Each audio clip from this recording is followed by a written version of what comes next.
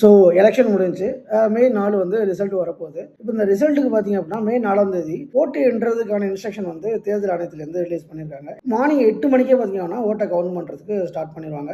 இதில் ஃபர்ஸ்ட் பார்த்தீங்க அப்படின்னா தபால் ஓட்டை தான் எண்ண போகிறாங்க. ஸோ தபால் ஓட்டுன்றது கவர்மெண்ட் ஆஃபீஸர்ஸ்லாம் இருப்பாங்களா, கவர்மெண்ட் எம்ப்ளாயீஸ், ஸோ அவங்கலாம் எலெக்ஷன் ஒர்க் வெளியூரில் இருப்பாங்க. அவங்களோட தொகுதியில் போய் ஓட்டு பண்ணியிருக்க முடியாது, ஓட்டு போட்டிருக்க முடியாது. ஸோ அவங்களோட ஓட்டுலாம் தபால் மூலியமா பண்ணுற ஃபெசிலிட்டி வந்து எலெக்ஷன் கமிஷன் பண்ணி வச்சிருந்தாங்க. ஸோ அந்த கான்செப்ட் தான் தபால் ஓட்டு சொல்லுவாங்க. ஸோ அதை தான் ஃபர்ஸ்ட் என்ன போறாங்க. லாஸ்ட் எலெக்ஷன்ல பார்த்தீங்க அப்படின்னா 2021ல தபால் ஓட்டை வந்து கடைசியாக எண்ணாங்க. சில காரணங்களுக்காக இந்த டைம் பார்த்தீங்க அப்படின்னா அதை ஃபர்ஸ்டே எண்ணுறாங்க. மொத்தம் 62 சென்டர்ஸ்ல வந்து ஓட்டு எண்ணிக்கை வந்து நடக்க போகுது. ஸோ ஒவ்வொரு சென்டர்லையும் பார்த்தீங்க அப்படின்னா ஒவ்வொரு 500 ஓட்டுக்கும் ஒரு டேபிள்ன்ற கணக்கில் வந்து தபால் ஓட்டை வந்து எண்ணுவாங்க. ஸோ அடுத்த 30 மினிட்ஸ்ல 8லேருந்து 8:30 பார்த்தீங்க அப்படின்னா மிஷின்ஸில் இருக்க ஓட்டை எல்லாமே ஸ்டார்ட் பண்ணுவாங்க. நம்ம எல்லாம் மிஷினில் ப்ரெஸ் பண்ணியிருப்போம்ல, ஸோ அந்த ஓட்டை வந்து என்ன ஸ்டார்ட் பண்ணிடுவாங்க. ஸோ தபால் ஓட்டு என்றதுக்கு தனி டேபிள் போட்டிருப்பாங்க, இவிஎம் மிஷின்ஸில் இருக்க ஓட்டு என்றதுக்கு தனித்தனி டேபிள் போட்டிருப்பாங்க. ஸோ ரெண்டுமே தனித்தனி டேபிள் போட்டு தான் எண்ணுவாங்க. ரெண்டையும் மேனேஜ் பண்ணுறதுக்கு தனித்தனி மேனேஜர்ஸ் லைக் மேற்பார்வையாளர்கள், உதவியாளர்கள் எல்லாமே போட்டு தான் அதை வந்து எண்ணுவாங்க. போலீஸோட மேற்பார்வை இருக்கும் அதில். இதை எண்றதை பார்த்தீங்கன்னா லைவாக தலைமை செயலகத்திலேருந்து லைவாக பார்க்குற ஃபெசிலிட்டி வந்து